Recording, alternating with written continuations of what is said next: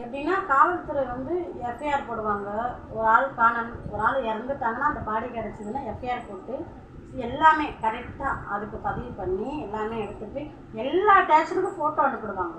எல்லா ஸ்டேஷனுக்கு எல்லா இடத்துலையும் ஒரு ஒரு மனிதர் கீழே கிடந்தாங்க பிச்சைக்காரங்க நாட்டா கூட 40 நாள் கழித்து தான் அடக்கம் பண்ணுவாங்க. காவல்துறை வந்து எல்லாமே நல்லதை தான் செய்கிறாங்க.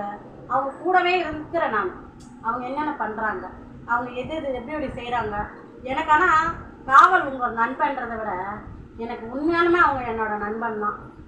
எப்படின்னா வந்து நான் உண்மையாக என் நான் வந்து எதையும் பொய் சொல்ல வேண்டிய அவசியமே இல்லை.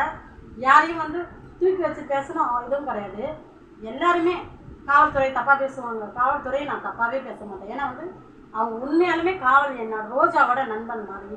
எனக்கு இன்றைக்கி வரையும் எல்லாமே கரெக்டாக செய்வாங்க. ஒரு சின்ன ஒரு உதாரணமாக எடுத்துக்கிட்டால் கூட ஒரு சாப்பாடு இது மாதிரி